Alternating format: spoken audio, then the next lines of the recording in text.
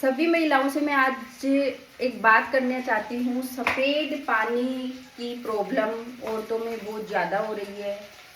तो मैंने सोचा यार क्यों ना मैं मेरे चैनल के माध्यम से जो औरतें इतनी परेशान हैं उनके लिए एक वीडियो बनाऊं। पूरा एक्सपीरियंस्ड वीडियो है जो मैंने देखा है। आपको बताऊं, हमारे क्लिनिक पे एक ऐसी औरत आई थी। मैंने सोचा था सफ़ेद पानी एक ऐसे ही समस्या है, ज़्यादा गंभीर समस्या नहीं है, लेकिन जैसे ही मैंने देखा ना, वास्तव में ये बहुत ज़्यादा औरतों को इतना परेशान करती है ये सफ़ेद पानी की समस्या कि कुछ भी कहना इम्पॉसिबल है। एक ऐसी औरत आई थी जो सफ़ेद पानी को रोकने के लिए, यानी योनि स्राव से जो सफ़ेद पानी हो रहा है उसको रोकने के लिए इंजेक्शन पे इंजेक्शन खाई जा रही थी। किशनगढ़ से उसका ट्रीटमेंट चल रहा था। मतलब उसको देख के मैं इतना दंग रह गई ना कि इतनी समस्या हो सकती है औरतों में। और इसके साथ साथ इचिंग इतनी परेशान करती है ना कि औरतों का मन करता है कि मैं एकदम से नोच लूँ। इतना परेशान करती है उनको। मैंने उसको पूछा कि आखिर ये हो क्या रहा है, क्या हुआ है। तो उसने बोला कि मेरे 5 तो हीमोग्लोबिन रह गया है, एकदम से कम उसका हीमोग्लोबिन हो गया था। मतलब 5 हीमोग्लोबिन हो गया वाइट डिस्चार्ज के चलते। और उसकी एज थी ना, वो आपको बताऊँ 25 के लगभग एज थी, लेकिन वो ऐसे लग रही थी जैसे उसकी एज बहुत ज़्यादा हो गई है। सफ़ेद पानी क्या है आपको पता है? शरीर से जो हड्डियां होती है निचोड़ निचोड़ के, मतलब जैसे कि शरीर को पूरा निचोड़ के जो वाइट हड्डियों का धुल के जो आता है ना, उसको अपन सफ़ेद पानी का नाम आप दे सकते हो। उसमें पूरी आपकी जो ब्यूटी है वो पूरी ख़त्म हो जाती है। आप है ना, जो आपकी एज दिखने लग जाती है, जो आपके चेहरे का ग्लो होता है वो एकदम से ख़त्म हो चुका होता है। तो मैंने सोचा क्यों ना यार आज मैं इसी पे वीडियो बनाती हूँ। तो जो मैंने उसको पूछा ना कि भाई तू कहाँ का तुम्हारा ट्रीटमेंट चल रहा है, क्या हो रहा है, उसने बोला कि मैं सारी जगह से दवाइयाँ लेके थक चुकी हूँ। अब आखिर में मैं ना जो ये इंजेक्शन लगवा रही हूँ वाइट डिस्चार्ज के लिए, क्योंकि मेरे बहुत ज़्यादा कमजोरी आ चुकी थी। अब आप सोचिए कि कितना खतरनाक है ये वाइट डिस्चार्ज। तो गाइस, जय श्री राम, जय श्री कृष्णा। कैसे हैं आप?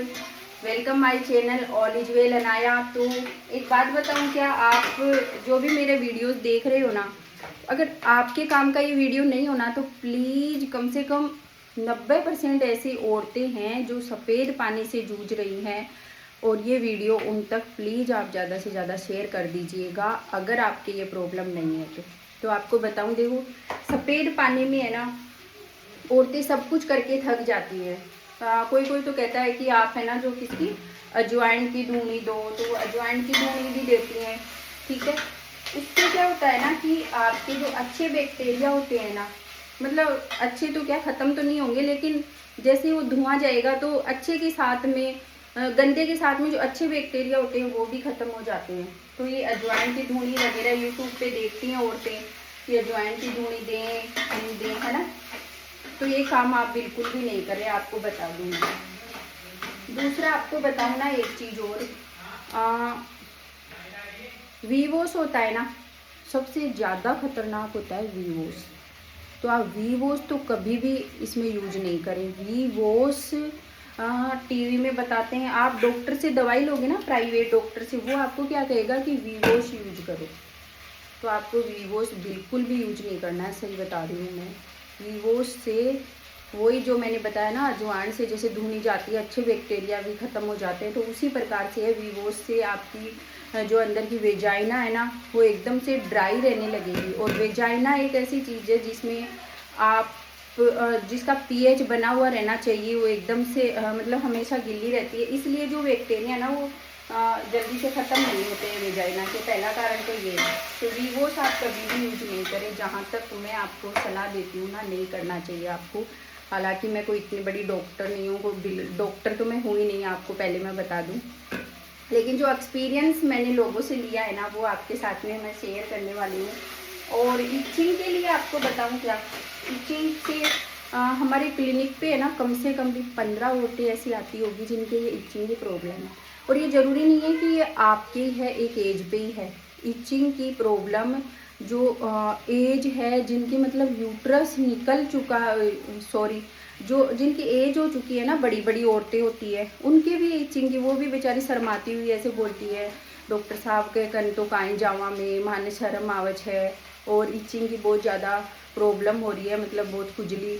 तो इचिंग किसको कहते हैं? खुजली को, है ना। तो क्या बहुत ज़्यादा हमारी खुजली हो रही है, ऐसी ऐसी औरतें आती है वहाँ पे। मतलब ये ज़रूरी नहीं है कि आपकी एज में ये हो रहा है, ये सबकी हो रहा है। अब ये होता क्यों है? ये होता है कि एक तो आप, अब कहने को तो ऐसे कहते हैं कि आप है ना जो साफ़ सफाई का ध्यान नहीं रखते, लेकिन चलो मान लेते हैं पहले की औरतें साफ़ सफाई का ध्यान नहीं रखती होगी, है ना। लेकिन आज की लड़कियां तो साफ़ सफाई का ध्यान रख रही है ना, तो फिर उनके इचिंग क्यों हो रही है, उनके वाइट डिस्चार्ज क्यों हो रहा है, और एकदम से ब्लड की कमी आ जाती है ना। तो वो तो रख रही है, फिर भी उनके ये प्रॉब्लम अमूमन सभी औरतों के ये हो रही है, 90% औरतों के लिए। इसका मैं उपाय भी आपको बताने वाली हूँ। तो सबसे पहले अपन इस पर डिस्कस कर लेते हैं कि भाई ये हो क्यों रहा है। तो ये हो रहा है, एक ऐसे बोलते हैं कि मतलब है ना, ये वायरस होता है जो कभी ख़त्म नहीं होता है। तो आप जब भी मतलब फिजिकली कनेक्ट होना, तो आपको सेफ्टी वगैरह यूज करनी चाहिए, ठीक है। वैसे बात नहीं करनी चाहिए यूट्यूब पे, लेकिन मैं आपके साथ में जो उस औरत को देखा ना, उसके बाद में तो मैंने ऐसे लगा मुझे कि भाई ये वीडियो ज़रूर बनाना चाहिए। अब आप मुझे पहले तो ये मुझे कमेंट्स में आप ज़रूर बताइएगा, जिस जिसके प्रॉब्लम है वो मुझे कमेंट्स ज़रूर कीजिएगा कि आखिर है ना जो आप लोगों के कितनों के प्रॉब्लम है और इसका उपाय क्या है। सब कुछ मैं आपके सामने सब कुछ आपके साथ में शेयर करने वाली हूँ। अब आपको बताऊँ, देखो सबसे पहले है ना, आपको सब चीज़ों को छोड़ के नीम के पानी में आपको बैठना है, ठीक है। मतलब एक दिन छोड़ के एक दिन आप फिटकड़ी का यूज कर सकते हो। फिटकड़ी को आप है ना पानी में थोड़ी देर छोड़ दीजिए, फिर उसे आप वॉश कर सकते हो। और फिटकड़ी को यूज करते ही आपको क्या करना है, नारियल का तेल लगाना है, क्योंकि जैसे आप फिटकड़ी यूज करोगे ना, तो आपकी स्किन एकदम से ड्राई हो चुकी होगी, एकदम से आपकी स्किन ड्राई हो जाएगी। तो पहुँच के और आपको नारियल का तेल लगाना, वरना इचिंग और ज़्यादा बढ़ जाएगी। और जो एलोपैथिक दवाइयाँ ले रहे हैं ना, तो एलोपैथिक दवाइयों में ऐसे होता है कि अच्छे बैक्टीरिया भी, जो मैंने पहले बताया, अच्छे बैक्टीरिया भी ख़त्म हो जाते हैं, बुरे भी ख़त्म हो जाते हैं। तो उसका पीएच बनाने के लिए ना, फिर आपको वही आयुर्वेद, होम्योपैथी ये दवाई लेनी पड़ेगी, ठीक है। तो एलोपैथिक आप ले सकते हो। अब जिसके जल्दी, जिसको आराम चाहिए ना, उसको तो एलोपैथिक लेनी ही पड़ती है, वरना आराम नहीं आता है बेचारे की, वो परेशान होती रहती है। तो जहाँ तक है, वो जो औरत आई थी ना, वो बोल रही थी कि मैं किशनगढ़ से मेरा ट्रीटमेंट चल रहा है और किशनगढ़ से मैं ट्रीटमेंट ले रही हूँ, ठीक है। अब ट्रीटमेंट में क्या होता है ना, आपके जो ये वाइट डिस्चार्ज होता है ना, ये अलग अलग प्रकार का होता है। अब किसी के येलो आता है, किसी के दही जैसा फटा हुआ आता है ना, अलग अलग। तो इसका क्या करना है आपको, जो अगर आपके ज़्यादा वाइट डिस्चार्ज हो जाए ना, तो ये डेंजर भी हो सकता है। इससे आपके यूट्रस पे भी इफेक्ट पड़ता है, यूट्रस निकल भी सकता है। अब जिसके मान लो 2-2 ऑपरेशन हो गए हो और तीसरा ऑपरेशन का कोई चांस ही नहीं है किधर से, तो वो क्या करे, वो तो यूट्रस भी नहीं निकलवा सकती। तो ऐसे में क्या करना है ना, आपको एक दिन छोड़ के एक दिन फिटकड़ी के पानी से धोना है। और उसके बाद आप डेली है ना नीम के पानी में बैठना स्टार्ट कर दीजिए। एक टप ले लीजिए आप। टप लेने के बाद में आप मतलब नीचे का आपका हिस्सा है वो पूरा उसमें डूबे। तो करीब सोते टाइम आपको ये सब करना है ना। जब आप सो रहे होते हो ना, जब कोई भी मेडिसिन अपन सोते टाइम लेते हैं ना, तो वो ज़्यादा असर करती है। तो सोते टाइम जैसे कि आप वो टॉयलेट वगैरह जा आए हो और उसके बाद में आपको वॉश करना है, अच्छे से वॉश करके आप उस पानी में बैठ सकते हो। जितना आपको टाइम मिले, आधा घंटा, पौन घंटा, जितनी देर आप बैठोगे उतना अच्छा है। आपको इतना रिलीफ मिलेगा ना, आप मुझे कमेंट्स में ज़रूर बताना कि आपको कितना रिलीफ मिला है। मैंने जिन जिन औरतों को बताया है ना, तो उनको बहुत ज़्यादा रिलीफ मिला है। तो मुझे भी आप अपने कमेंट्स में शेयर करना कि आप लोगों को कितना रिलीफ मिला है ना। तो टप में बैठना है, डेली बैठना है आपको, ये करना है आपको। किसी के तो जल्दी आराम आ जाता है, नहीं आता है तो आपको 15-20 दिन। और अगर प्रॉब्लम ज़्यादा है, मतलब किसी किसी की इतनी प्रॉब्लम हो जाती है क्योंकि अपन ने एलोपैथिक दवाई लेके पहले ही शरीर को ख़राब कर चुके होते हैं, तो एलोपैथिक दवाइयों से सारे जो अच्छे बैक्टीरिया है ना वो ख़त्म हो जाते हैं, ठीक है। तो एलोपैथिक तो जहाँ तक मुझे मेरी राय है ना, आपको लेनी ही नहीं चाहिए दवाई। और अब परेशान औरतें क्या करती है, एलोपैथिक ही लेती है, एलोपैथिक डॉक्टर के पास। एलोपैथिक में क्या देते हैं आपको, इचिंग की टेबलेट दे देते हैं, हम भी ऐसे ही देते हैं, और फ्लूकोनाजोल दे देते हैं। लेकिन इसमें सबसे, अगर आप अपना सेहत का ध्यान रखना चाहते हो ना, तो आपको अपना पीएच मेंटेन करने के लिए दही खाना स्टार्ट कर देना चाहिए। वैसे है ना, अगर आप होम्योपैथिक एलोपैथिक दवाई आयुर्वेदिक दवाई लोगे तो आपको दही और छाछ तो ज़रूर से बंद करेंगे, है ना। तो मेरा कहने का मतलब है कि आप अपने पीएच को मेंटेन करने के लिए हीमोग्लोबिन यानी आयरन, फोलिक एसिड ले सकते हो। जो मेडिसिन है ना वो लेते रहो, हरी पत्तेदार सब्जियां खाओ, और चुकंदर सबसे मेन है कि जो हड्डियां आपके धुल धुल के आ रही है ना अपने शरीर में, हीमोग्लोबिन की कमी मत आने दो बिल्कुल भी। अब उस लेडीज का 5 हीमोग्लोबिन था, मुझे ज़्यादा टाइम नहीं मिला उसके साथ में बात करने का, लेकिन आपको इसको करने के लिए आपको चुकंदर खाते रहना चाहिए। अब जो मेरा ये वीडियो देख रही है ना, वो आपके आसपास अगर ऐसी महिला है तो आप उसको ज़रूर सजेशन दें कि भाई देखो, चुकंदर में कमी नहीं आनी चाहिए। चुकंदर एक ऐसा है, चाहे आप ब्लड की थैली लगवा लो या चुकंदर खा लो, एक ही बात है। अगर आपको चुकंदर ऐसे नहीं अच्छे लग रहे हैं तो आप उसमें चुकंदर का जूस बना के कोई और जूस भी मिला के उसमें पी सकते हो, ऑरेंज वगैरह अच्छा लगे तो। और अगर नहीं अच्छा लग रहा है आपको तो उसकी वेजिटेबल बना के, सूखी सब्जी बना के उसको काट लीजिए बारीक बारीक, और एकदम सूखे मसाले डाल के वैसे चुकंदर खा सकते हो, ताकि आपकी जो हड्डियां धुल रही है और आपकी जो एज दिखने लगी है उसमें थोड़ा तो रिलीफ मिले। और उसके साथ में आपको योगा करना पड़ेगा। योगा अगर टाइम मिले तो देखो थोड़ा बहुत कर लीजिए, यूट्यूब पे सर्च कर लेना, बटरफ्लाई कर लेना और अनुलोम विलोम कर लेना, ये सब तो आपको करना ही पड़ेगा। ये थोड़ा अगर, क्योंकि एलोपैथिक दवाइयाँ होती हैं ना, एलोपैथिक कौन सी दवाई, अंग्रेजी दवाई जो आप क्लिनिकों पे लेने जाते हो ना, जो आप 1000-1500 रुपये खर्च करके आते हो, उन दवाइयों की बात कर रही हूँ। ज़्यादा दवाइयाँ अगर आप वो लोगे ना तो बहुत ज़्यादा डेंजर होने वाली है। तो मेरी मानो तो आप एलोपैथिक दवाइयाँ मत लीजिए। लेकिन अब अगर आराम ही नहीं आ रहा है तो फिर आप कर भी क्या सकते हो, आपको एलोपैथिक ही लेनी पड़ेगी, है ना। ऐसे ही करते हो कि भाई जल्दी रिलीफ लेने के लिए एलोपैथिक दवाई चाहिए ही चाहिए, लेकिन आपको एलोपैथिक नहीं लेनी है।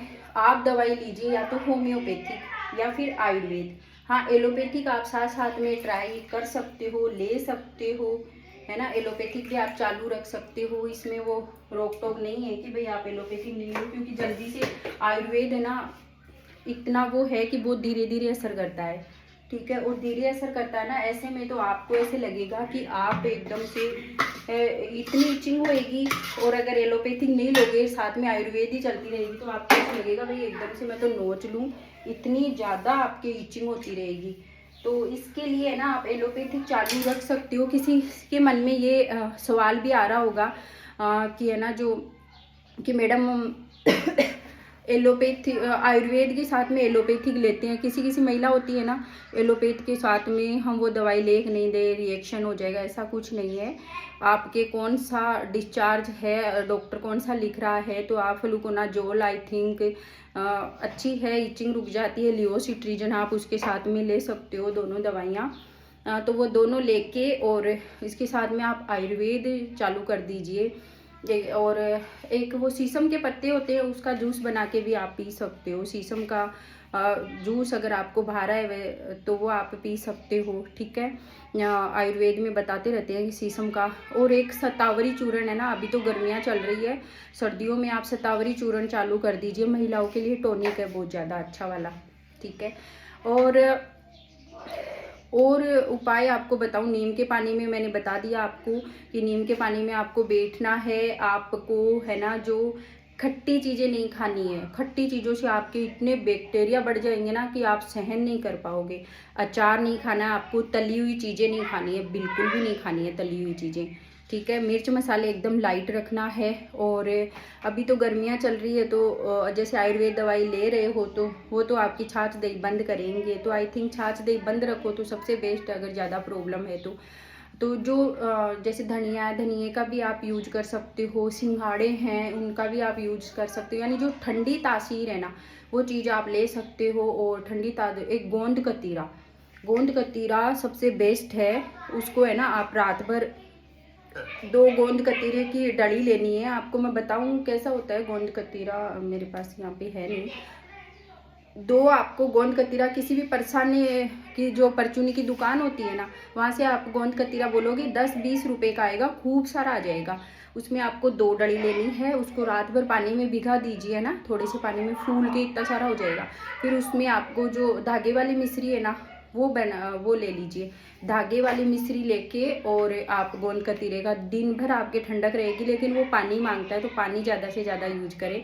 पानी तो आपको जहाँ अगर आप ड्यूटी पे जा रहे हो, कहीं जा रहे हो, तो सुबह सुबह 8-9 बजे के पहले पहले आपको 2-3 लीटर पानी पी लेना है, ताकि दिन भर की पूर्ति हो जाए। और घर पे हो तो सबसे बेस्ट है। घर वाले तो वैसे ही थोड़ी थोड़ी देर में ऐसे शेड्यूल फिक्स कर लीजिए घड़ी में कि अपने को आधे घंटे में मतलब 1 गिलास पानी पीना ही है।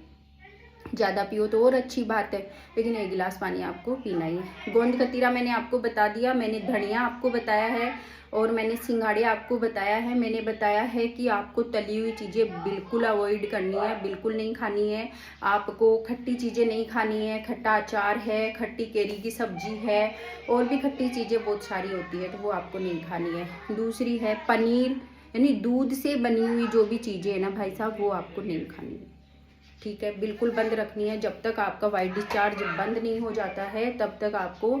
और इसका जो मेन सॉल्यूशन है ना वाइट डिस्चार्ज का, वो आपको अगर ज़्यादा वाइट डिस्चार्ज हो रहा है, 4 प्रकार के वाइट डिस्चार्ज होते हैं।